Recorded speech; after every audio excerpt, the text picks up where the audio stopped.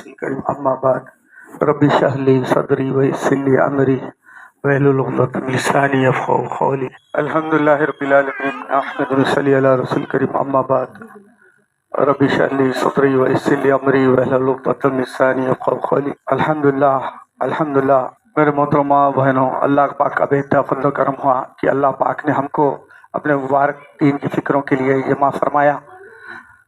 یہ جمع ہونا اللہ پاک کے نزدیک یوں فرماتے ہیں کہ اللہ پاک اس جمع ہونے پہ تھوڑی دیر دین کی فکر کرنے پہ روایتوں میں آتا ہے کہ 70 سال نفل عبادت کا۔ یہ فکر ایسی فکر ہے، یہ نبیوں والی فکر ہے، صحابہ والی فکر ہے، تابعین والی فکر ہے، تبع تابعین والی فکر ہے، اولیاء اللہ بزرگان دین والی فکر ہے۔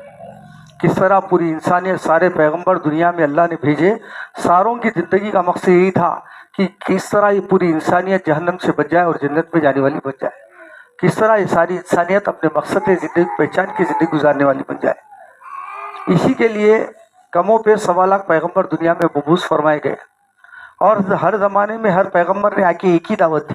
وہ دعوت یہ تھی، اے روح زمین کے بسنے والے انسانوں، اللہ کو ایک جانو اور وقت کے نبی کو پہچانو اور وقت کے نبی کے راستے پہ چلو، کامیاب ہو جاؤ۔ جو لوگ، جو انسان، جو قبائل اللہ کی وحدانیت کا اقرار کرے، اللہ کو ایک ہونے کو جانے، اللہ کے ایک ہونے کو مانے اور وقت کے نبی کے راستے پہ چلے، وہ لوگ کامیاب ہو گئے۔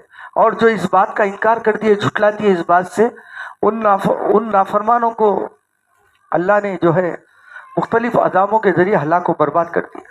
اسی طرح جو ہے پہلے یہ ہوتا تھا، ایک نبی آتے، دین کی محنت کرتے، دعوت دیتے، چلے آتے، پھر دوسرے نبی آتے، دوسرے جاتے، تیسرے آتے، ہر نبی اسی طرح دین کی محنت کا کام کرتے۔ آخر میں ہمارے آپ کے نبی صلی اللہ علیہ وسلم خاتم الانبیاء تشریف لائے۔ آپ کے بعد جو ہے نبوت کا سلسلہ ختم کر دیا گیا۔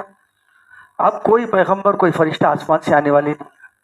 یہ دین کی محنت آپ صلی اللہ علیہ وسلم نے جو کی، یہ جو ہے آپ کے بعد جو ہے یہ ختم نبوت کے توفیل میں یہ ذمہ داری اس امت کو سونپی گئی۔ اب یہ دین جو ہے کہ یہ دین کی محنت کی ذمہ داری اس امت کے اوپر ہے، کیونکہ ہمارے نبی صلی اللہ علیہ وسلم خاتم النبی ہے۔ آپ کے بعد نبوت کا سلسلہ ختم ہو چکا، اب کوئی پیغمبر، کوئی نبی آنے والے نہیں۔ اب یہ دین کی محنت کا کام اس امت کو کرنا ہے۔ جو نبی صلی اللہ علیہ وسلم نے جو فکر کی تھی، وہ فکر، وہ کام جو ہے اس امت کے اوپر سونپا گیا۔ خود دین پہ چلتے دوسروں کو دین کی دعوت دینا۔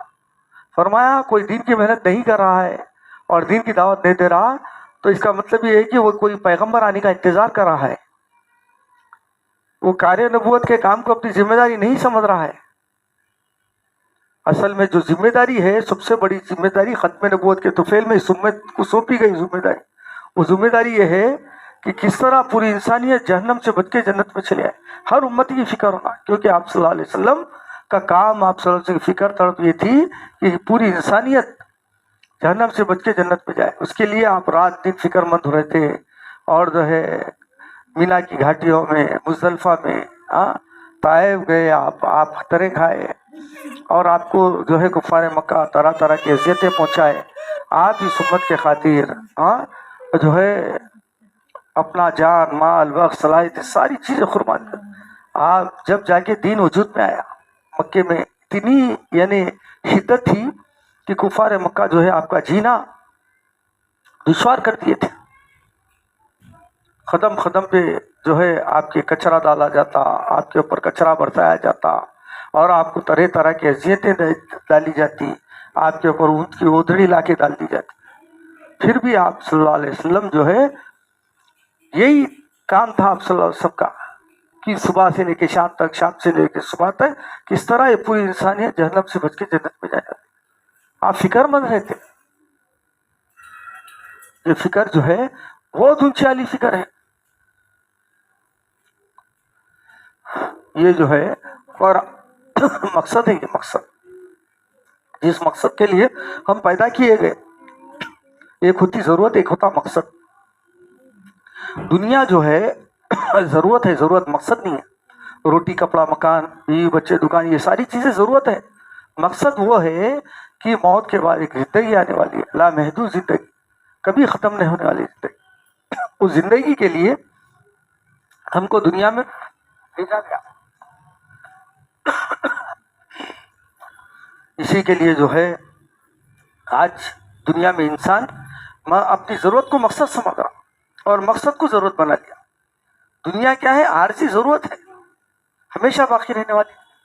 اللہ نے جب اس دنیا کو بنایا تو جو ہے اس دنیا جیسا فرماتے کہ جو ہے ہر گاڑی کے سامنے ایک نمبر پلیٹ اور پیچھے ایک نمبر پلیٹ ہوتا، تو اسی طریقے سے جو ہے اللہ نے اس کائنات کو بنانے کے دنیا کو بنانے کے بعد میں بھی جو ہے اس کے اوپر بھی جو ہے 2 نمبر پلیٹ لگا دی.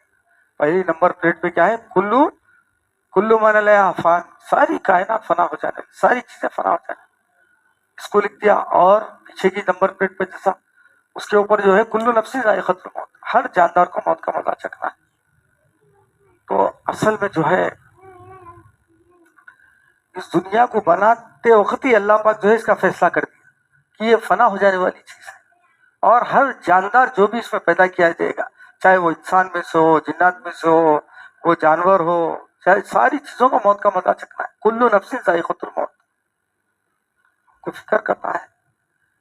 آج امت کا جان، مال، وقت، صلاحیتیں فنا ہو جانے والی دنیا کے پیچھے لگے، جو ہمیشہ باقی رہنے والا مقصد ہے اس کو چھوڑ دیا. ہمارا مقصد کیا ہے؟ ہم کس لیے آئے دنیا میں؟ ہمارا جینے کا مقصد کیا ہے؟ ہم دنیا میں کیوں بھیجے گئے؟ ہمارا مقصد کیا ہے؟ یہ سنے نا، اس کی فکر کرنا ہے. جو ہے اس کے لیے جو ہے اسی کے لیے جو ہے ہم کو دنیا میں بھیجا گیا. آج جو ہے انسان دنیا میں آ کے دنیا کو مقصد بنا دیا اور جو ہے آخرت کو ضرورت بنا لیا.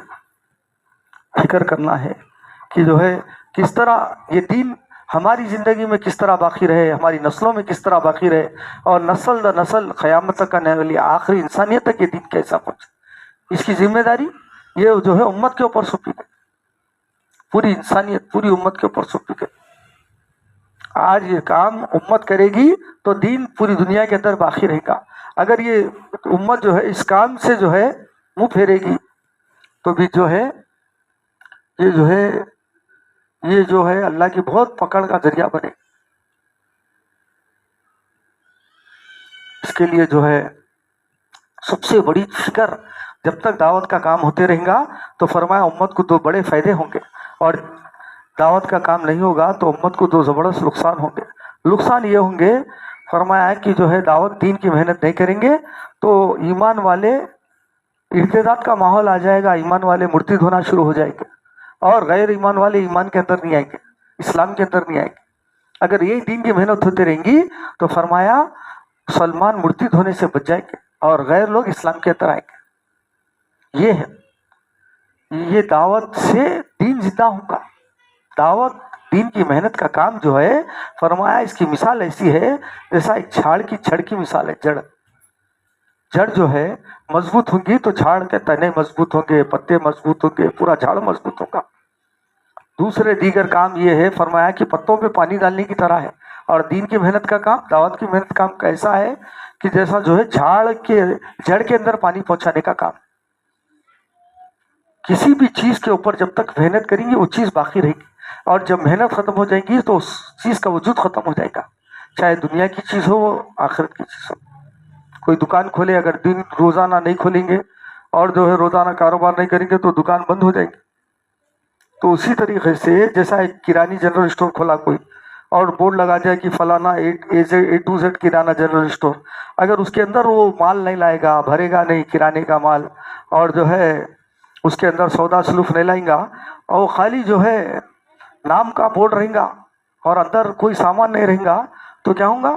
اگر روز نہیں کھولیں گا دکان تو ایک دن ایسا ہی گا وہ دکان بند ہو جائے گی، ختم ہو جائے گی، اس کا وجود ختم ہو جائے گا. اسی طریقے سے مسلمان خالی نام رکھ لے، عبد الرحمان، عبدالحفیظ، احمد، عبداللہ، لیکن اگر دین کی محنت نہیں کریں گا تو خالی نام باقی رہ جائے گا، کام ختم ہو جائے گا. کوئی بھی چیز جو ہے اگر جب تک وہ اس کا مقصد پورا کری تو اس کا وجود باقی رہتا. ٹیوب لائٹ ہے، گھر میں ٹیوب لائٹ لگاتے ہم، وہ اگر جب تک روشنی دینا شروع کریں گے تو اس کا مقام ہمارے سر کے اوپر رہتا. جس وقت وہ روشنی دینا بند کر دے گی تو اس کا مقام کہاں ہوتا تھا؟ وہ جو ہے کچرا گڈی کے حوالے ہو جاتی.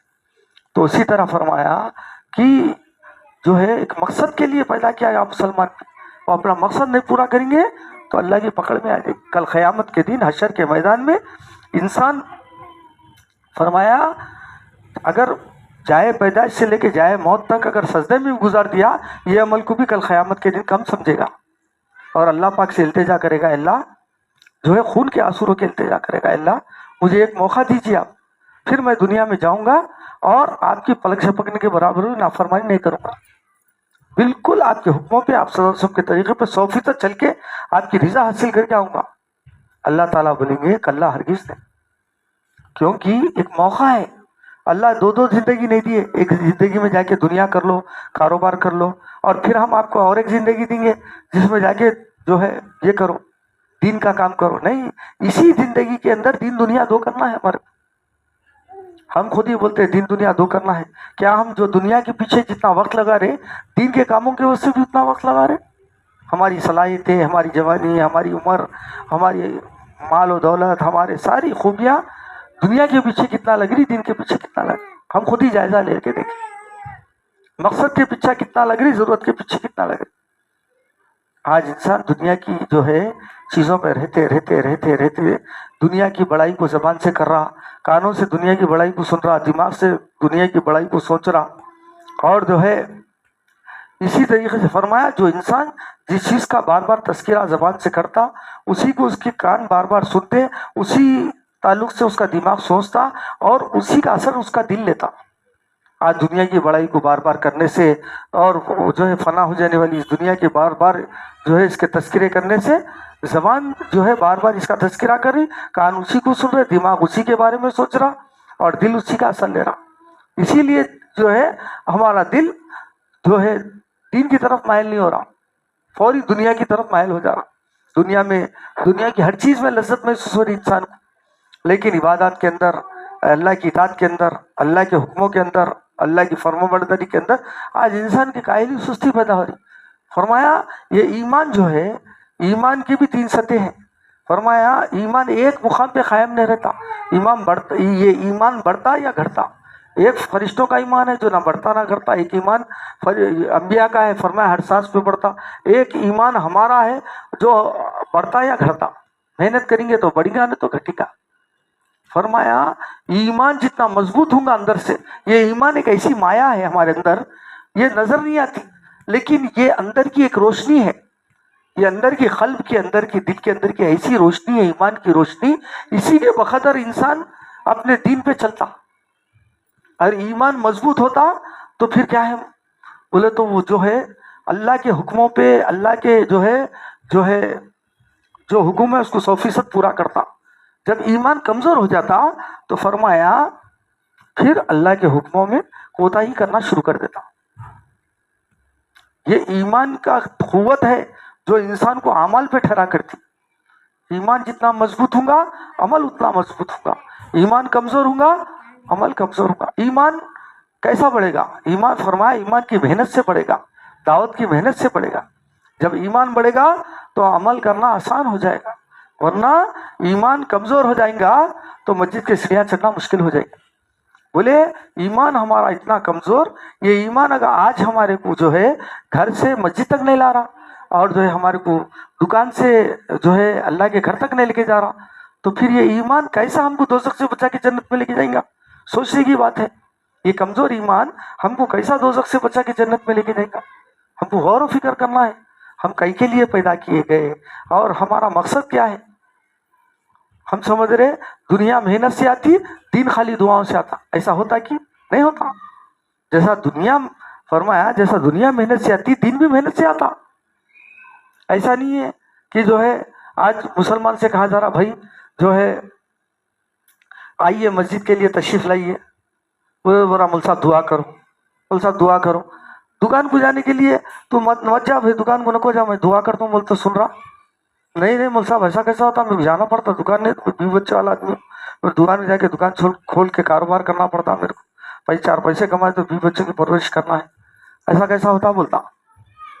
دکان کے بارے میں تو اس کو بولنے کی ضرورت نہیں پڑ رہی، لیکن دین کے بارے میں बोलना पड़ रहा, आओ भाई नमाज को आओ, मस्जिद को आओ, अल्लाह के दीन के वास्ते आओ, अल्लाह के रास्ते में निकलो, दीन की फिक्र करो, ये बोलना पड़ रहा हमारे को। क्यों बोलना पड़ रहा? आज मुसलमान को बोलना पड़ रहा। मुसलमान को मालूम है 5 वक्त नमाज फर्ज है, अल्लाह के पास सबसे बड़ा सवाल होने वाला है, फिर भी क्यों मस्जिद के सामने से जा रहा, मस्जिद के अंदर नहीं आ रहा, नमाज नहीं पढ़ रहा। उसका इतना ईमान कमजोर हो गया, उसको मस्जिद में नहीं जा सक रहा, तो फिर एक कमजोर ईमान कैसा दोज़ख से बचा के जन्नत में लेके आएगा? उसके लिए ईमान अमाल अल्लाह का वादा है। अल्लाह बोल रहे क़यामत में सबसे पहले मैं जो है नमाज का हिसाब लूंगा, सबसे पहले। और जिसकी नमाज पूरी निकली, अल्लाह के वादे हैं, जो 5 वक्त जमात के साथ मस्जिद में नमाज पढ़ता है और औरतें घर पे नमाज पढ़ती है, अल्लाह ताला 5 तरीके के इनाम से नवाजते हैं। सबसे पहले जो है इनाम जो देंगे अल्लाह पाक, वो क्या है? बोले रिस्क की तंगी दूर कर दी। रिस्क बोले तो क्या, हम क्या समझते? पैसा और जो है खाना रोटी, ये समझते नहीं। रिस्क में बोले हर वो चीज दाखिल है, रोटी कपड़ा मकान बीवी बच्चे दुकान, सारी चीजें रिस्क है। दुनिया की हर सहूलत रिस्क के अंदर दाखिल है। अल्लाह ताला बोले सबसे पहले रिस्क की तंगी दूर कर दूंगा, दूसरा अजाब क़ब्र से हिफाजत करूंगा, तीसरा फुलसिरात पे से बिजली की तरह पार करूंगा, चौथा जन्नत का सर्टिफिकेट अमल नामा सीधे हाथ में दूंगा, और 5वां बोले हिसाब किताब से महफूज रखूंगा, यानी बगैर हिसाब किताब के जन्नत में डालेंगे। कौन से अमल पे हो रहा है? बोले 5 वक्त नमाज पढ़ने। आज मुसलमान का कितना फीसद तबका नमाज पे है? बोले 90% तबका जो है नमाज से दूर है, सिर्फ 10% तबका नमाज पढ़ रहा। आज ये जिम्मेदारी ये किसके ऊपर है? बोले बच्चों का जो मदरसा रहता वो सबसे पहले उसकी माँ की गोद रहती। बोले बच्चे का पहला मदरसा उसकी माँ की गोद। जितने अल्लाह ताला वलियों को पैदा किया, उतने अल्लाह वालों के पीछे उनकी वालदा, उनके अम्मी लोगों का हाथ है, माँ का हाथ है। जितने बड़े बड़े बुजुर्ग पैदा हुए, उनके पीछे उनकी माओं की मेहनत है, जब जाके वो लोग वली बने।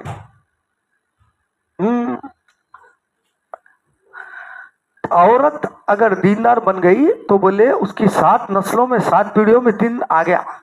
और मर्द दीनदार बना तो बोले सिर्फ मर्द का दिन, फर्द का दिन, बोले एक का ही दिन, खाली एक आदमी का दिन।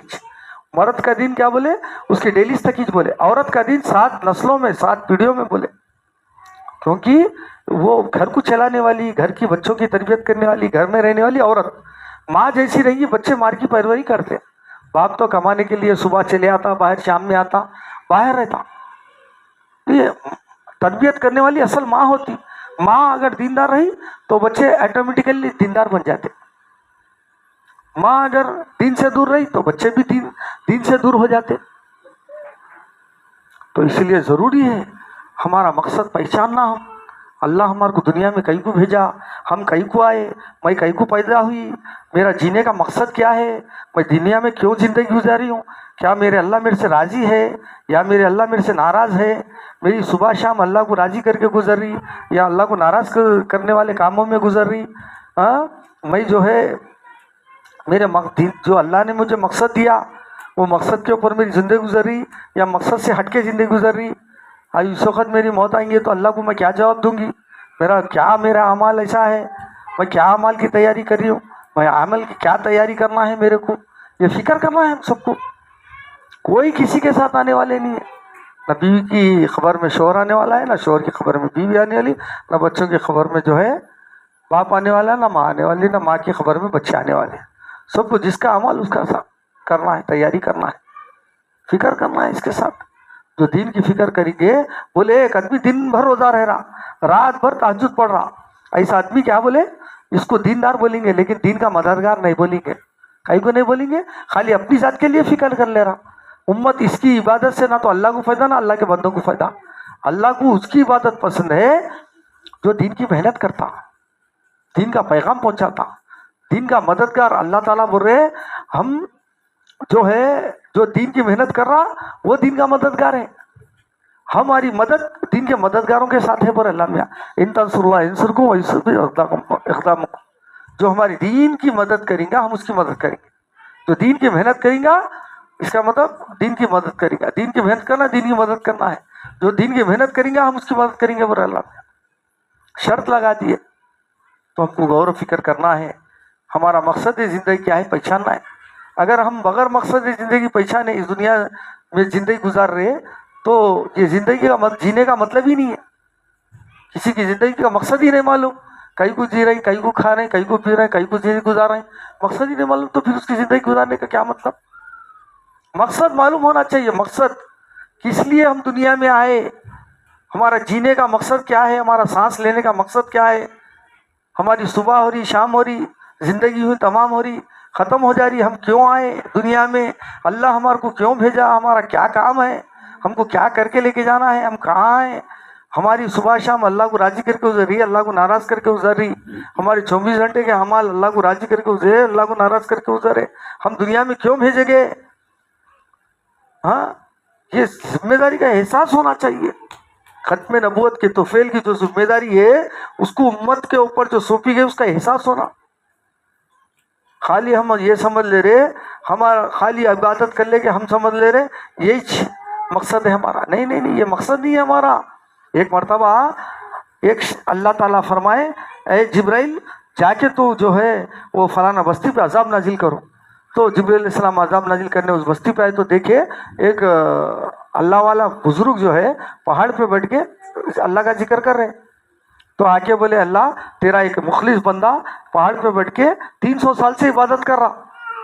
تو بولے انہیں جا عبادت کرا, وہاں سے عذاب شروع کرو. بولے کیا بات ہے اللہ تعالیٰ, آپ تو ایسا بول رہے ہیں, کیا بات ہے؟ بولے تو اللہ تعالیٰ بولے انہیں عبادت تو کر رہا لیکن انہیں خالی اپنے لیے کر لے رہا, انہیں دوسروں کا نہیں سوچ رہا, خود غرض ہے انہیں. اس کو اتنی دنیا پوری انسانیت بے دینی میں ملوث ہے, گناہوں میں ملوث ہے, تو اس کی پیشانی پہ تھوڑا بھی بل نہیں آ رہا, خالی اپنی سوچ رہا ہے انہیں. ایسی عبادت پسند نہیں ہے. بولے اللہ پہ امت کی فکر کرنے والا ہونا, امت کے واسطے رونے والا ہونا. ہماری نبی صلی اللہ علیہ وسلم امت کے لیے تڑپ گئے, راتوں رات رونے میں گزر جاتی تھی آپ کی, کس طرح یہ پوری امت دوزخ سے بچ جائے, جنت میں چلے. یہ فکر تھی آپ صلی اللہ علیہ وسلم کی. خالی اپنی واسطے نہیں, خالی اپنے اکیلے کے واسطے سوچ رہے ہیں, یہ نہیں ہے, اس کے لیے نہیں ہے. ہمارا فکر یہ ہونا کہ پوری انسانیت جو ہے کیسا دوزخ سے بچ جائے, جنت میں چلے. ہمارے بس کی ہم کرنا. ایک مرتبہ چڑیا اڑ رہی تھی آسمان میں, تو یہ جب ابراہیم علیہ السلام کو جو ہے آگ میں ڈالا جا رہا تھا, ایک چڑیا ایک قطرہ پانی لے کے اس کو بجھانے کو جا رہی آگ. فرشتے پوچھے, اے چڑیا یہ تیرے ایک قطرے پانی سے کیا ہوگا, اتنی بڑی آگ ہے.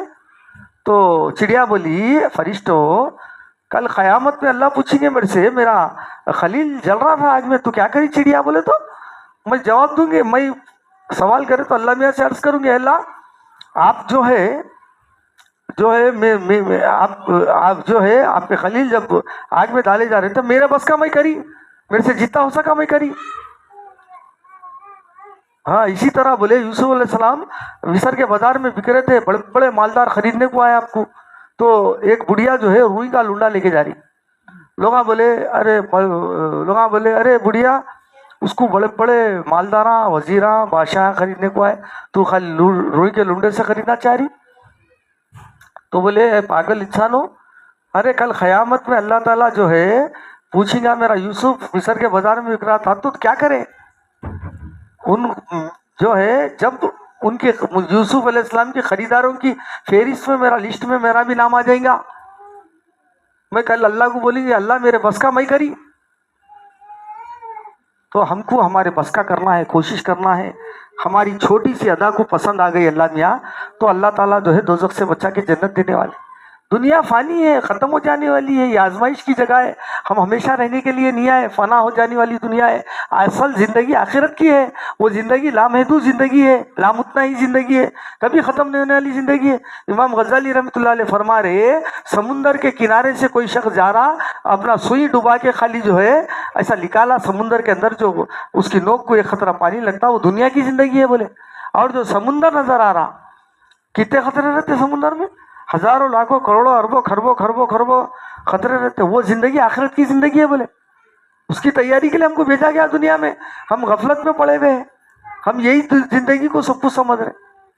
تو دنیا کی زندگی اتنی مختصر ہے, اصل زندگی تو آخرت کی زندگی. وہاں محلات, ہاں نہریں، بولے جنت میں دودھ کی نہریں ہوں گی، شہد کی نہریں ہوں گی، ندیاں ہوں گی شہد کی دودھ کی، اور ایسے ایسے محلات ہوں گے، ایک اینٹ سونے کی ہوں گی، ایک اینٹ چاندی کی ہوں گی، اور بیچ میں مشک و زعفران کا گارا ہوں گا، اور ایک ایک محل کے 70,000 کمرے ہوں گے، اور ہر کمرے کے 70,000 دروازے ہوں گے، اور فرشتے ہر طرف سے سلام سلام آ کے عرض کریں گے۔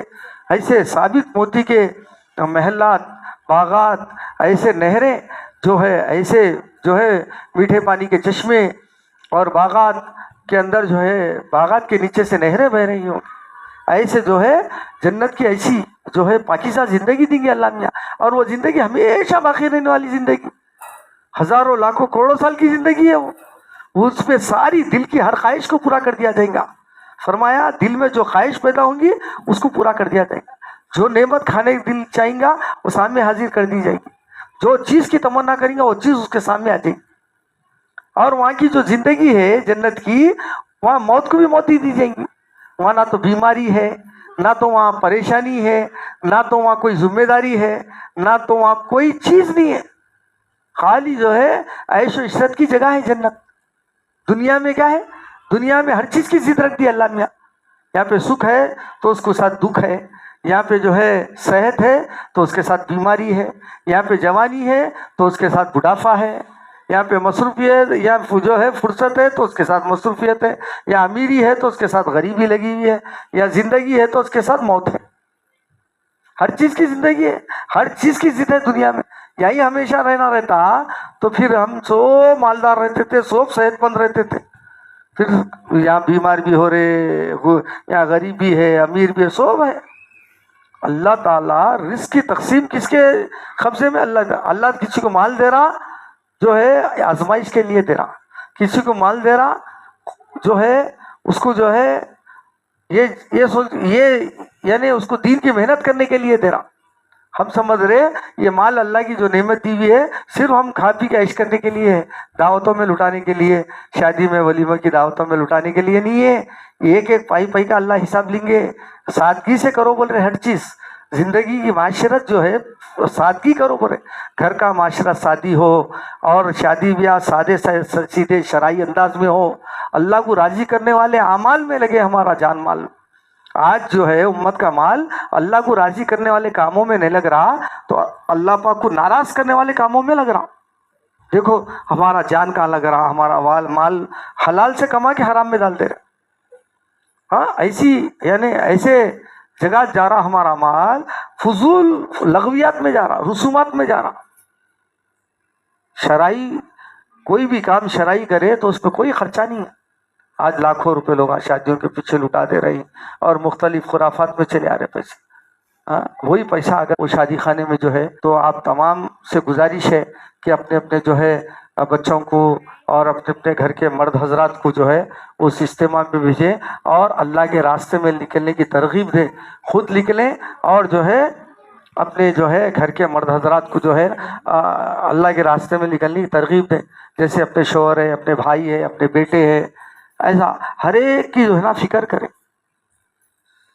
کس طرح جو ہے، جیسا ہمارے نبی صلی اللہ علیہ وسلم فکر کرتے تھے کس طرح پوری انسانیت دوزخ سے بچ کے جنت میں جانے والی بن جائے، اسی طریقے سے ہماری ہر ایک کی فکر ہونا کہ ہم کس طرح دوزخ سے بچ جائے، جنت میں چلے جائے، کیسا ہمارے گھر کے اہل و عیال سارے کے سارے جو ہے دوزخ سے بچ جائے، جنت میں جانے والے۔ یہ ذمہ داری ہے ہماری، اس کے لیے جو ہے ارادے قائم کریں انشاءاللہ۔ جو ہے یہاں سے جماعتیں نکل رہی ہیں جوڑ سے، تو اس کے لیے بھی ارادے قائم کریں، اور جو ہے اپنے نامہ لکھائیں اپنے جو ہے گھر کے مرد حضرات کے، اور جو ہے انشاءاللہ خود ہم اپنے سے ارادہ کریں انشاءاللہ ہم بھی جو ہے اللہ کے راستے میں نکلیں گے، اور جو ہے ہمارے گھر کے جو ہے مرد حضرات کے ساتھ نکلیں گے۔ اس طرح فکر کریں، بولے مردوں سے زیادہ عورتیں ہیں، عورتوں سے زیادہ بچے ہیں، ہم فکر کریں گے تو گھر کا ماحول معاشرہ دیندار ہوگا، جو ہے وہ پرچی دے دیجیے۔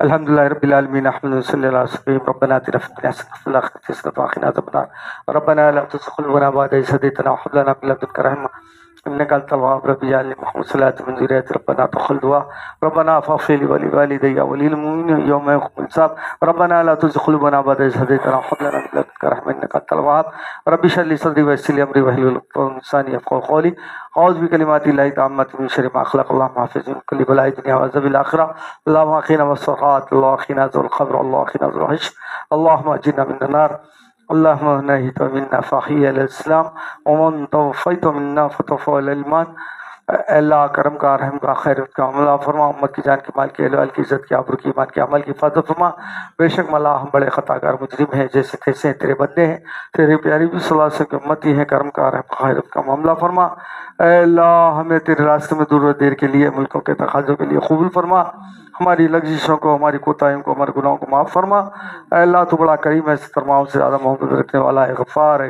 ستار ہے کریم ہے رحیم عظیم حکیم علیم کرم کا رحم خیر معاملہ فرما امت کی جان کی مال کی اولاد کی عزت کی آبرو کی ایمان کی عمل کی حفاظت فرما اللہ یہاں پہ ہدایت کے چشم کو جاری اور ساری فرما یہاں سے ملکوں کے تقاضوں کو پورا فرما یہاں پر 100% دینداری عام فرما 100% بے دین ختم فرما یہاں پہ اللہ بزرگ دین کو علماء حضرات کو پیدا فرما اے اللہ ہونے والے جوڑ کو بہتر قبول فرما کامیاب فرما اور اس جوڑ سے اللہ دور و دیر کے لیے ملکوں کے تقاضوں کے لیے اللہ کثیر تعداد میں جماعتوں کا نکلنا آسان فرما ساری رکاوٹیں دور فرما نفس شیطان کے برے ماحول سے برے معاشرے سے اللہ ساری امت کی حفاظت فرما پوری انسانی کی حفاظت فرما پورا دین پوری دنیا میں قیامت تک کے لیے زندہ فرما بے شک مولا بڑے خطا کار ہیں مجرم ہیں جیسے تیسے ہیں تیرے بندے ہیں تیری پیاری بھی صلی اللہ علیہ وسلم کی امت ہے کرم کر دے رحم کر دے فضل کا معاملہ فرما اے اللہ ہم آپ صلی اللہ علیہ وسلم نے خلیل سے دعا مانگی ہے اس میں ہمارا ساری امت کا شامل فرما آپ صلی اللہ علیہ وسلم شروع سے ہماری ساری امت کی حفاظت فرما ان دعاؤں کو اپنے فضل و کرم سے آپ صلی اللہ علیہ وسلم کے آنسوں کے صدقے طفیل میں آپ کی بارے میں قبول مقبول فرما جزا اللہ عنہ محمد ما ہوا علیہ صلی اللہ علیہ وسلم سبحان ربک رب العزت عما یصفون والسلام علی المرسلین والحمد للہ مسجد اقصی میں حیدرآباد سے جماعت آئی ہوئی ہے مرد حضرات کی تو آپ کے تمام مرد حضرات کو جو ہے مسجد اقصی روانہ کریں انشاءاللہ ہماری جماعت جو ہے یہاں پر ہفتے تک رہیں گی انشاءاللہ اس کے لیے جو ہے ہمارا تعلیم میں ساتھ دیں ملاقاتوں میں ساتھ دیں ہمارا جو ہے گشتوں میں ساتھ دیں آپ اپنے گھر کے مرد حضرات کو مسجد اقصی کے لیے جو ہے بھیجیں انشاءاللہ بڑا فائدہ ہوا جزاک اللہ خیر